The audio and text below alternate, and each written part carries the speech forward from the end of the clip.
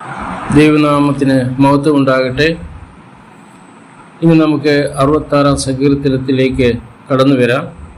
ചില വേദഭാഗങ്ങൾ വായിച്ച് അല്പസമയം ആരാധനയുള്ള ബന്ധത്തിൽ ചിന്തിക്കാം എന്ന് ഞാൻ ആഗ്രഹിക്കുകയാണ്.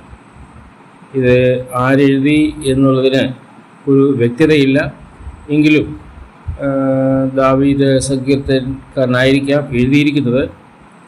ഏതായാലും സങ്കീർത്തനക്കാരന് ഒരു കാര്യം ഇവിടെ പറയുന്നത്, അത് ദൈവത്തിൻ്റെ മനസ്സിലുള്ള, ദൈവത്തിൻ്റെ ഹൃദയത്തിലുള്ളതായിരിക്കുന്ന ദൈവത്തിൻ്റെ ആഗ്രഹം അത് സങ്കീർത്തനക്കാരന് വെളിപ്പെടുത്തി കൊടുക്കുകയും സങ്കീർത്തനക്കാരൻ അത് ഒരു പാട്ടായിട്ട്, ഒരു ഗീതമായിട്ട് ഇവിടെ രേഖപ്പെടുത്തുകയും ചെയ്തിരിക്കുന്നു എന്ന് നമുക്ക് കാണുവാൻ കഴിയും. ദൈവത്തിൻ്റെ ഉള്ളിലുള്ളതായിരിക്കുന്ന ദൈവത്തിൻ്റെ ഏറ്റവും വലിയ ആഗ്രഹം സൃഷ്ടാവിനെ ആരാധിക്കണം എന്നുള്ളതാണ്. ആ വസ്തുതയാണ് സങ്കീർത്തനക്കാരനെ ദൈവം വെളിപ്പെടുത്തി കൊടുത്തിരിക്കുന്നതും സങ്കീർത്തനക്കാരനോട് ദൈവം പറയുന്നത്, ഇതെൻ്റെ ആഗ്രഹമാണ്, എൻ്റെ മനസ്സിലുള്ള കാര്യമാണ്, അത് ഞാൻ സൃഷ്ടിച്ച എൻ്റെ ജനങ്ങൾ ചെയ്യേണ്ട കാര്യങ്ങളാണ് എന്ന് പറഞ്ഞുകൊണ്ടാണ് ഇവിടെ ഈ 66-ാം സങ്കീർത്തനം ആരംഭിക്കുന്നത്. ഞാൻ അതിൻ്റെ ഒന്ന് രണ്ട് വാക്യങ്ങൾ ഞാൻ വായിക്കുവാൻ ആഗ്രഹിക്കുന്നു. സർവ്വഭൂമിയുമായുള്ളവയെ ദൈവത്തിന് ഘോഷിപ്പീൻ, അവൻ്റെ നാമത്തിന് മഹത്വം കീർത്തിപ്പീൻ, അവൻ്റെ സ്തുതി മഹത്വീകരിപ്പീൻ. നിന്റെ പ്രവൃത്തികൾ എത്ര ഭയങ്കരം, നിന്റെ ശക്തിയുടെ വലിപ്പത്താൽ ശത്രുക്കൾ കീഴടങ്ങും. സർവ്വഭൂമിയും നിന്നെ നമസ്കരിച്ച് പാടും, അവർ നിന്റെ നാമത്തിന് കീർത്തനം പാടും എന്നിങ്ങനെ ദൈവത്തോട് പറവീൻ. അപ്പോൾ ദൈവത്തോട് പറയണം എന്നതാണ് ഇവിടെ പറഞ്ഞിരിക്കുന്നത്. ദൈവത്തോട് എന്താണ് പറയേണ്ടത്? ദൈവം ഭയങ്കരനാണ്, അവൻ സ്തുതിക്ക് യോഗ്യനാണ്, അവന് തൻ്റെ ശക്തിയുടെ വലിപ്പത്താൽ ശത്രുക്കൾ തനിക്ക് കീഴടങ്ങുന്നതാണ്. സർവഭൂമിയും സർവ്വലോകവും ലോകത്തിലുള്ള സർവ്വ ജനങ്ങളും നമസ്കരിച്ച് പാടും, അവർ നിന്റെ നാമത്തിന് കീർത്തനം പാടും എന്നിങ്ങനെ ദൈവത്തോട് പറവീൻ. ഇത് ഭൂസിവവാസികളായിരിക്കുന്ന ലോകത്തുള്ളതായിരിക്കുന്ന ജനങ്ങളും ചെയ്യേണ്ട, അതായത് ദൈവത്തെ ആരാധിക്കേണ്ട, ദൈവത്തെ സ്തുതിച്ച് മഹത്വപ്പെടുത്തേണ്ടതായിരിക്കുന്ന ഒരു വസ്തുതയായിട്ടാണ് നമുക്കിവിടെ കാണുവാൻ കഴിയുന്നത്. അതിന് കാരണം പറഞ്ഞിട്ടുണ്ട്, അവൻ ഭയങ്കരനാണ്. ഇവിടെ പറയുന്നത്, നിന്റെ പ്രവൃത്തികൾ എത്ര ഭയങ്കരം, നിന്റെ ശക്തിയുടെ വലിപ്പത്താൽ ശത്രുക്കൾ നിനക്ക് കീഴടങ്ങും. അതെ, സർവ്വഭൂമിയും നിനക്ക് നിന്നെ നമസ്കരിച്ച പാടും. അപ്പോൾ ഭൂസിമവാസികളായിരിക്കുന്ന സകലമാന ജനങ്ങളും ദൈവത്തെ ആരാധിക്കണം, ദൈവത്തെ മഹത്വപ്പെടുത്തണം. അതിന് കാരണം മറ്റൊന്നുമല്ല, താൻ ഭയങ്കരനാണ്, താൻ സ്തുതിക്ക് യോഗ്യനാണ്, താൻ മാത്രമാണ് സ്തുതിയും സ്തോത്രവും ആരാധനയും സ്വീകരിപ്പാൻ യോഗ്യനായിരിക്കുന്ന വ്യക്തി എന്നുള്ളത് സങ്കീർത്തനക്കാരോട് പറയാണ്. നീ ഈ കാര്യം നിങ്ങൾ ഭൂസിമവാസികളോട് പറയണം, അങ്ങനെ അവർ ദൈവത്തോട് പറയണം. അതിനുശേഷം 5-ാം വാക്യത്തിൽ പറയുന്നത്, വന്ന് ദൈവത്തിൻ്റെ പ്രവൃത്തിയെ നോക്കുവിൻ, അവൻ മനുഷ്യപുത്രനോട് തൻ്റെ പ്രവൃത്തിയിൽ ഭയങ്കരൻ.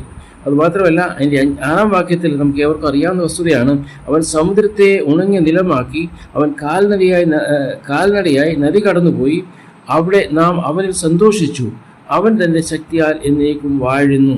അപ്പോൾ ഇവിടെ നമുക്ക് കാണുവാൻ കഴിയുന്നത്, അവൻ ഭയങ്കരനാണ് എന്ന് മാത്രമല്ല, എന്താണ് ഭയങ്കരത്വമായിട്ട് താൻ ചെയ്തത്, എന്താണ് ചെയ്തതെന്നുള്ളത് അതും ഇവിടെ പറയുന്നുണ്ട്. അവൻ സമുദ്രത്തെ ഉണങ്ങിയ നിലമാക്കി, അവർ കാൽനടയായി നദി കടന്നുപോയി. ചെങ്കടൽ കടന്ന വസ്തുതയാണ്. ദൈവം അവിടെ അത്ഭുതം പ്രവർത്തിച്ചു. അവൻ ഭയങ്കരൻ മാത്രമല്ല, അവൻ ജനങ്ങളുടെ മധ്യത്തിൽ അവൻ അത്ഭുതങ്ങൾ, അടയാളങ്ങൾ പ്രവർത്തിക്കുകയും ചെയ്തതാണ് എന്നാണ് ഇവിടെ പറയുന്നത്. ഈ മൊത്തമായിട്ട് 66-ാം സങ്കീർത്തനം നാം വായിക്കുമ്പോൾ ഇവിടെ 3 കൂട്ടരെ സംബോധന ചെയ്യുന്നതായിട്ട് നമുക്ക് കാണുവാൻ കഴിയുന്നു. ഒന്ന്, സകല ഭൂസിമവാസികളായുള്ളവരെ, ഭൂലോകത്തുള്ളതായിരിക്കുന്ന സകല മാനവജാതിയെയും സംബോധന ചെയ്യുന്നുണ്ട്. അതുപോലെ അതിന് ശേഷം അതിൻ്റെ 8-ാം വാക്യത്തിൽ നാം കാണുന്നത്, വംശങ്ങളെ നമ്മുടെ ദൈവത്തിന് വാഴ്ത്തുവീൻ, അവൻ്റെ സ്തുതി ഉച്ചത്തിൽ കേൾപ്പീൻ, അവൻ നമ്മെ ജീവനോടെ കാക്കുന്നു, നമ്മുടെ കാലടികൾ വഴുതുവാൻ സമ്മതിക്കുന്നതുമില്ല. ഇത്രമാത്രം ഇവിടെ പറയുന്നത്. അതായത് വംശങ്ങളിൽ പറയുമ്പോൾ ഇത് സങ്കീർത്തനക്കാരൻ ഒരു പക്ഷേ ഇസ്രയേൽ ഗോത്രത്തെ സെപ്പറേറ്റായിട്ട് കണ്ടുകൊണ്ട് അവർക്ക് സംബോധന ചെയ്യുന്നതായിട്ട് നമുക്ക് മനസ്സിലാക്കുവാൻ കഴിയും. അതായത് ഇസ്രയേൽ ഗോത്രമേ, നിങ്ങൾ ദൈവത്തെ വാഴ്ത്തണം, അവൻ്റെ സ്തുതി ഉച്ചത്തിൽ കേൾപ്പീൻ. അവൻ നമ്മെ ജീവനോടെ കാക്കുന്നു, നമ്മുടെ കാലടികൾ വഴുതുവാൻ സമ്മതിക്കുന്നതുമില്ല. ഈ വിധത്തിൽ അവൻ ഭയങ്കരനാണ്. അവൻ ഭയങ്കരത കാണിച്ചിട്ടുണ്ട്.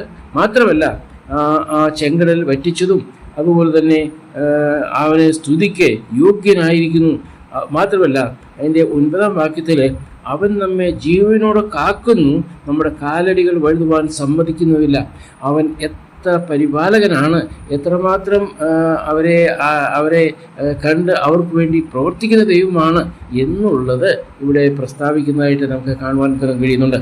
എന്നാൽ അതിനുശേഷം അതിൻ്റെ 10-ാം വാക്യം തൊട്ട് 12-ാം വാക്യം വരെ വായിക്കുന്നത് അവരുടെ ജീവിതത്തിൽ വന്നിട്ടുള്ളതായിരിക്കുന്ന പരിശോധനകൾ, അവരുടെ ജീവിതത്തിൽ അനുഭവിക്കേണ്ടി വന്നതായിരിക്കുന്ന പ്രതിസന്ധികൾ, അവർക്ക് ഏതെല്ലാം രീതിയിലെ കഷ്ടതകൾ അവരുടെ ജീവിതത്തിൽ ഉണ്ടായി എന്നുള്ളത് ഇവിടെ രേഖപ്പെടുത്തിയിരിക്കുന്ന ഇതാണ്. അത് നമുക്കൊന്ന് വായിച്ചു നോക്കാം. അതിൽ 10 മുതൽ, ദൈവമേ നീ ഞങ്ങളെ പരിശോധിച്ചിരിക്കുന്നു. അതെ, പരിശോധിക്കുന്ന ഒരു ദൈവമാണ് നമ്മുടെ ദൈവം. വെള്ളി ഊതിക്കഴിക്കുമ്പോൾ ഞങ്ങളെ ഊതിക്കഴിച്ചിരിക്കുന്നു. നീ ഞങ്ങളെ വലയിൽ അകപ്പെടുത്തി ഞങ്ങളുടെ മുതുകത്ത് ഒരു വലിയ ഭാരം വച്ചിരിക്കുന്നു. നീ മനുഷ്യരെ ഞങ്ങളുടെ തലമേൽ കയറി ഓടിക്കുമാറാക്കി. ഞങ്ങൾ തീയിലും വെള്ളത്തിലും കൂടി കടക്കേണ്ടി വന്നു. ഈ വിധത്തിലുള്ളതായിരിക്കുന്ന പല കഷ്ടതകൾ കൂടി ഇസ്രായേൽ മക്കൾക്ക് കടന്നു പോകേണ്ടതായിട്ട് വന്നു.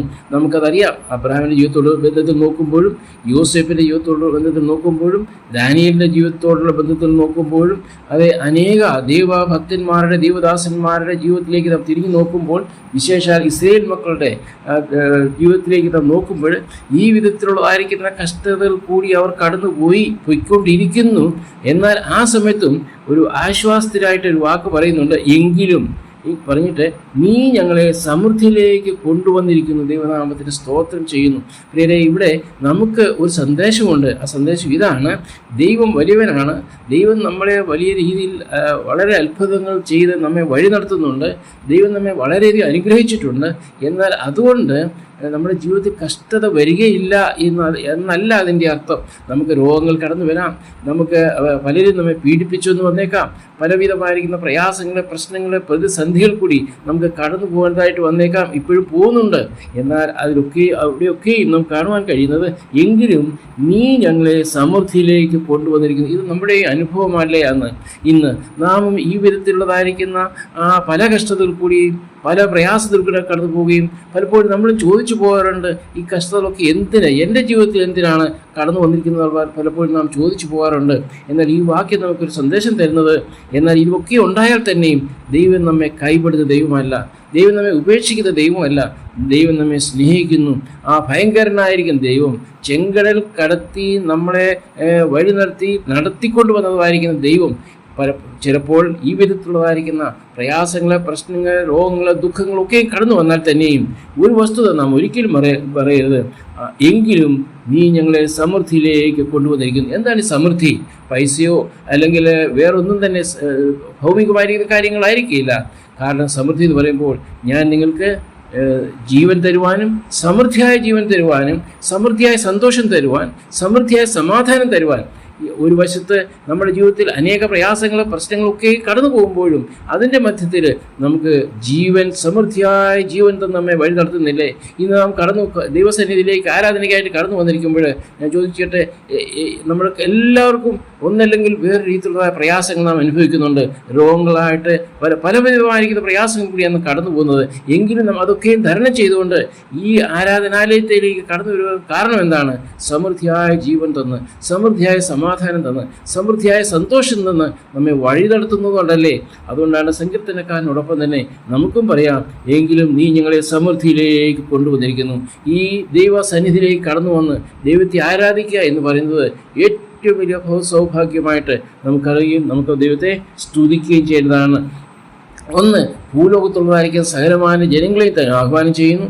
അതിൻ്റെ 8-ാം വാക്യത്തിൽ സകല വംശങ്ങളെയും പറഞ്ഞുകൊണ്ട് ഇസ്രായേൽ ഗോത്രങ്ങളെ തന്നെ സംബോധന ചെയ്യുന്നു. അതിൻ്റെ 16-ാം വാക്യത്തിലേക്ക് കടന്നു വരുമ്പോൾ വേറൊരു ഇതുകൊണ്ട് സകല ഭക്തന്മാരുമായുള്ളവരെ വന്നു കേൾപ്പീൻ, അവൻ എൻ്റെ പ്രാണനു വേണ്ടി ചെയ്തത് ഞാൻ വിവരിക്കാം. ഇവിടെ സങ്കീർത്തനക്കാരൻ പറയുകയാണ്, സകല ഭക്തന്മാരുമായുള്ളവരെ വന്ന് കേൾക്കുക. എന്താണ് കേൾക്കേണ്ടത്? കേൾക്കാനൊരു വാർത്തയുണ്ട്, നല്ലൊരു വിഷയമുണ്ട്, തങ്ങളുടെ അനുഭവമാണ് പറയുവാനിരിക്കുന്നത്. എന്താണ് ചെയ്തത്? അവൻ എൻ്റെ പ്രാണനു വേണ്ടി ചെയ്തത് ഞാൻ വിവരിക്കാം. ആരാണ് അവൻ? വലിയവനായിരിക്കുന്ന ദൈവം പറയുകയാണ്. വലിയവനായിരിക്കുന്ന ദൈവം എൻ്റെ ജീവിതത്തിൽ ചെയ്തിട്ടുള്ളതായിരിക്കുന്ന ഓരോ എൻ്റെ പ്രാണനു വേണ്ടി ചെയ്തത് ഞാൻ വിവരിക്കാം എന്ന് പറയുകയാണ്. എന്തായിരിക്കാം പ്രാണനു വേണ്ടി ചെയ്തത്? 40-ാം അധ്യായത്തിലേക്ക് നാം കടന്നു, സങ്കീർത്തനം 40-ാം അധ്യായത്തിലേക്ക് നാം കടന്നു വരുമ്പോൾ അവിടെ നമുക്ക് ഒരു കാര്യം പറയാം. സങ്കീർത്തനക്കാരൻ ഏത് രീതിയിലാണ് കടന്നു പോയെന്നുള്ളത് ഇവിടെ നാം കാണുന്നു. 40-ാം സങ്കീർത്തനം അതിൻ്റെ 2-ാം വാക്യത്തിൽ നാശകരമായ കുഴിയിൽ നിന്നും കുഴിഞ്ഞ ചേറ്റിൽ നിന്നും അവൻ എന്നെ കയറ്റി, എൻ്റെ കാലുകളെ ഒരു പാറമേൽ നിർത്തി, എൻ്റെ ഗമനത്തെ സ്ഥിരമാക്കി. നാശകരമായ കുഴിയിൽ നിന്നും കുഴിഞ്ഞ ചേറ്റിൽ നിന്നും അവൻ എന്നെ കയറ്റി, എൻ്റെ കാലുകളെ ഒരു പാറമേൽ നിർത്തി, എൻ്റെ ഗമനത്തെ സ്ഥിരമാക്കി. അതേ സങ്കീർത്തനക്കാരൻ ഇവിടെ പറയുകയാണ്, സകല ഭക്തന്മാരുമായുള്ളവരെ വന്നു കേൾപ്പീൻ, അവൻ എൻ്റെ പ്രാണനു വേണ്ടി ചെയ്തത് ഞാൻ വിവരിക്കാം എന്ന് പറയുമ്പോൾ 40-ാം അധ്യായത്തിൻ്റെ 2-ാം വാക്യത്തിൽ എന്താണ് താൻ ചെയ്തത്? തൻ്റെ പ്രാണനു വേണ്ടി ദൈവം എന്ത് ചെയ്തതെന്ന് ചോദിച്ചു കഴിഞ്ഞാൽ, നാശകരമായ കുഴിയിൽ നിന്ന് എന്നെ വലിച്ചു കയറ്റി, എൻ്റെ കരത്തിന് പിടിച്ചു, ഞാൻ താണുകൊണ്ടിരിക്കുകയായിരുന്നു, എനിക്ക് ആ താണ് ഞാൻ പോകേണ്ടവനായിരുന്നു. എന്നാൽ എൻ്റെ കൈക്ക് പിടിച്ചത് മാത്രമല്ല, എന്നെ കയറ്റിയത് മാത്രമല്ല, എൻ്റെ കാലുകളെ ഒരു പാറമേൽ നിർത്തി, എൻ്റെ ഗമനത്തെ സ്ഥിരമാക്കി. പ്രിയരെ, ഇന്ന് രാവിലെ സമയത്ത് വലിയവനായിരിക്കും ദൈവത്തെ നാം ആരാധനയ്ക്കായിട്ട് കടന്നു വന്നിരിക്കുമ്പോൾ നമുക്ക് ഈ പ്രവാഹനം പറയുവാൻ തക്കുന്നുള്ളത് നമുക്ക് ഓരോരുത്തർക്കും പറയാനൊരു വസ്തുതയുണ്ട്. സകല ഭക്തന്മാരുമായുള്ളവരെ വന്നുകൾ നമുക്ക് അന്യോന്യം ദൈവം നമ്മുടെ ജീവിതത്തിൽ ചെയ്തിട്ടുള്ളതായിരിക്കുന്ന ദൈവം നമ്മുടെ പ്രാണനു വേണ്ടി എന്താണ് ചെയ്തത്? നാം ഒരിക്കലും യോഗ്യതയുള്ളവരല്ലായിരുന്നു ഈ സ്ഥാനത്തേക്ക് കടന്നു വരുവാൻ. ദാവീദ് സങ്കീർത്തനക്കാരൻ പറയുന്ന പോലെ നാശകരമായ കുഴിഞ്ഞ ചേറ്റിലുമായിരുന്നു നമ്മെ കൈക്ക് പിടിച്ച് ഉയർത്തി ആ സ്ഥാനത്ത് നിന്ന് നമ്മെ ദൈവത്തിൻ്റെ മക്കളാക്കി തീർത്തതായിരിക്കുന്ന ആ വലിയ വിവരം അത് നമുക്ക് വിവരിക്കാം. ദൈവസന്നിധിയിൽ ദൈവമക്കളുടെ മധ്യത്തിൽ നമ്മുടെ ഹൃദയത്തിലുള്ളതായിരിക്കും വസ്തുത. നാവ് കൊണ്ട് നമുക്ക് വിസ്തരിച്ച് നമുക്ക് പറയാം, ദൈവമേ, ഞാനിതിന് യോഗ്യതയുള്ളവനല്ലായിരുന്നു, ഞാൻ പൊഴിഞ്ഞ ചേറ്റിൽ കിടന്നവരായിരുന്നു, ഞാൻ പൊഴിഞ്ഞ ചേറ്റിൽ നിന്നും കർത്താവെ ആരും എന്നെ വലിച്ചു കയറ്റുവാനില്ലാത്തതായിരിക്കുന്ന സമയത്ത് പിതാവായിരിക്കും ദൈവം തൻ്റെ ഓമന കുമാരനെ കാൽവരി ക്രൂശിൽ അയച്ചു. ഈ താണഭൂമിയിലേക്ക് കടന്നു എന്ന് മാത്രമല്ല, 33 വർഷക്കാലം ജീവിച്ച ശേഷം ആ കാൽവരി ക്രൂശിൽ എനിക്ക് വേണ്ടി എന്നെ ആ കുഴിയിൽ നിന്ന് കയറ്റുവാൻ വേണ്ടി, കുഴിഞ്ഞ ചേറ്റിൽ നിന്ന് എൻ്റെ കൈക്ക് പിടിച്ച് വലിച്ച് എടുക്കുവാൻ വേണ്ടി, എൻ്റെ കാലുകളെ ഒരു പാറമേൽ നിർത്തുവാൻ തോന്നും, എൻ്റെ ഗമനത്തെ സ്ഥിരമാക്കുവാൻ വേണ്ടി, അത് മാത്രമല്ല എൻ്റെ വായിൽ ഒരു പുതിയ പാട്ട് തരുവാൻ വേണ്ടി ഒരുവനായിരിക്കുന്ന കർത്താവ് താൻ ആ പിതാവിൻ്റെ എല്ലാ മഹിമയും വിട്ടിട്ട് ഈ താണഭൂമിയിലേക്ക് കടന്നു വന്ന് ആ കാൽവരി ക്രൂശിൽ മരിച്ചു.